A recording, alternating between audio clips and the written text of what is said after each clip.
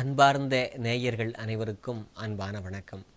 இன்றைக்கு நம்முடைய இந்த பாரம்பரிய மரபிலே வரக்கூடிய ஒன்றை பற்றி சிந்திக்க இருக்கிறோம். எதை பற்றி அப்படின்னா சூரிய நமஸ்காரம் என்கின்ற ஒன்றை பற்றி. கண் கெட்ட பிறகு சூரிய நமஸ்காரமா என்று கேட்பார்கள். அப்படின்னு என்ன அர்த்தம்? கண் இருக்கும்போதே, அதாவது கண் பார்வை சிறப்பாக இருக்கும்போதே சூரிய நமஸ்காரம் செய்ய வேண்டும் என்கின்ற ஒன்றை அந்த பழமொழி மறைமுகமாக சொல்கிறது. இந்த கண் பார்வை சிறப்பாக இருக்க வேண்டும் என்று சொன்னால் சூரிய நமஸ்காரம் செய்தால் கட்டாயமாக கண் பார்வை சிறப்பாக இருக்கும். இன்றைக்கு நான் ஒரு பள்ளியில் பார்த்தேன், அந்த எல்கேஜி படிக்கிற குழந்தை, ப்ரீகேஜி படிக்கிற குழந்தைங்கள் கூட கண்ணாடி போட்டுக்கிட்டு வர்றாங்க. ஆனால் எங்கள் ஊரில் இருக்கக்கூடிய 90 வயதான கிழவர் ஒருவர் சரியாக ஊசியில் நூலை கோர்க்கிறார். அப்படின்னா கண்ணாடி போடாமல் கோர்க்கிறார் அப்படிங்கிறது ஒரு முக்கியமான ஒன்று. காரணம், அன்றைக்கு புலர்காலை பொழுதில், அந்த வைகரை பொழுதில் சூரியனுடைய ஒளியை அவர்கள் கண்ணார நேராக பார்த்தார்கள். அதனால்தான் கண்ணுக்கு ஒளி வந்தது என்கின்ற ஒன்றை நாம் பார்க்கிறோம். இந்த உடம்பிலேயே உன்னதமான உறுப்பு அப்படின்னு சொன்னால் கண் தான். ஏன் அப்படின்னா இந்த கண்ணை சென்று பற்றும் கருவி அப்படின்னு சொல்லி திருமுருக கிருபானந்த வாரியார் சுவாமிகள் சொல்வார்கள். காது வந்து பற்றும் கருவி, கண் சென்று பற்றும் கருவி. அதாவது நிலா இங்கிருந்து நாம் இருந்த இடத்துல நிலா இருக்குது, நிலாவில் ஒரு பாட்டி வடை சுட்டுக்கிட்டு இருக்குது அப்படின்லாம் நம்ம சொல்லிக்கிட்டு இருக்கோம். இங்கிருந்து நம்ம நிலாவை பார்க்க முடிகிறது என்று சொன்னால் இது கண் சென்று பற்றும் கருவி. இந்த கண்ணுக்கு என்ன சிறப்புன்னு கேட்டால், கண்ணை இமை காக்கிறது. வேற எதுக்கும் அப்படி காக்கிற அளவில் ஒரு செக்யூரிட்டி என்று சொல்லக்கூடிய அந்த பாதுகாவலர்களை ஆண்டவன் கொடுத்திருக்கிறார் என்று கேட்டால் சந்தேகம்தான். நம்முடைய கண் தான், நம்முடைய விரல் தான். நம்முடைய கண்ணை நம்முடைய விரலால் நாமே குத்திக்க முடியுமா? முடியாது. காரணம், இமை காக்கும். அந்த அளவுக்கு ஒரு உன்னதமான உறுப்பு இந்த கண்.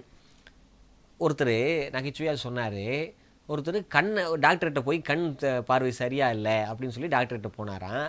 டாக்டர்கிட்ட போன உடனே கண்ணாடி கொடுத்தார். 2 கண்ணாடி கொடுக்கறதுக்கு பதிலாக 3 கண்ணாடி கொடுத்தார். எதுக்கு சார் 3 கண்ணாடி கொடுத்தீங்க அப்படின்னாங்கும்போது அந்த டாக்டர் சொன்னார், முதல் கண்ணாடி கிட்ட பார்வைக்கு சரி, 2வது கண்ணாடி தூர பார்வைக்கு, 3வது தேடு கண்ணாடி. ஃபஸ்ட்டு செகண்ட் ஓகே, தேடு கண்ணாடி எதுக்கு அப்படின்னு கேட்கும்போது அது தேடு கண்ணாடி அப்படின்னு சொன்னாராம். அது என்ன தேடு கண்ணாடி? இந்த 2 கண்ணாடி எங்கே இருக்குன்னு சொல்லி தேடணும் இல்லையா, அதுக்கு இந்த கண்ணாடியை போட்டு தேடுங்கோ அப்படின்னு சொன்னார்களாம்.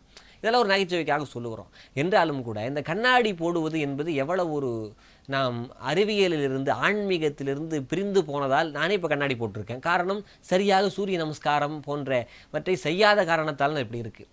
அன்றைக்கு நம்முடைய ஆன்மீகம் அல்லது சித்த மருத்துவத்தில் ஒவ்வொரு நோய்களுக்கும் தீர்வுகள் இருந்தன. ஆனால் இன்றைக்கு தீர்க்க முடியாமல் மருந்துகள் மட்டும்தான் இன்றைய கால அறிவியல் இருக்குது.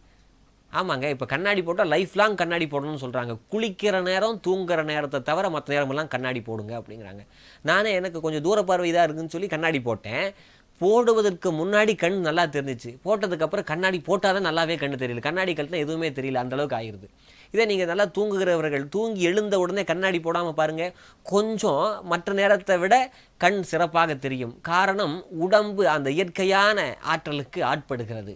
அதனால் கண்ணாடி போடாமலேயே நம்முடைய கண் பார்வை சிறப்பாக இருக்க வேண்டும் என்று சொன்னால் சூரிய நமஸ்காரம் என்கின்ற முக்கியமான ஒன்று வேண்டும். சூரிய நமஸ்காரத்தை அதனால்தான் காலையில் 4:30 மணிக்கெல்லாம் எழுந்து 6 மணிக்குள்ளெல்லாம் நம்முடைய அந்த காலை கடன்களை முடித்துவிட்டு, காலை கடன்கள் என்பதை விட கடமைகள் என்று சொல்லணும். சூரிய நமஸ்காரம் என்று சொல்லக்கூடிய பயிற்சி, அதாவது 12 வகையான நிலைகள் அதில் உண்டு. அந்த சூரிய நமஸ்காரத்தை செய்கிற போது அந்த காலை நேரத்தில் வரக்கூடிய இளஞ்சூடான அந்த வெப்பம் கோட்டல் அந்த சூரிய ஒளியை இந்த கண் நுகர்கிற போது கண் நோய்களெல்லாம் போய் கண்ணுக்கு பார்வை அதிகமாக கிடைக்கும் என்று சொல்லுகிறார்கள். நாம் வழிபடக்கூடிய தெய்வங்களிலேயே கண்ணால் பார்க்கக்கூடிய தெய்வம் என்று சொன்னால் அது சூரியனும் சந்திரனும் தான். அந்த சந்திரனுக்கையே ஒளியை கொடுப்பது யார் என்று கேட்டால் சூரியன் தான். சூரியனுடைய ஒளியைத்தான் சந்திரன் பிரதிபலிக்கிறது என்று அறிவியல் சொல்லுகிறது.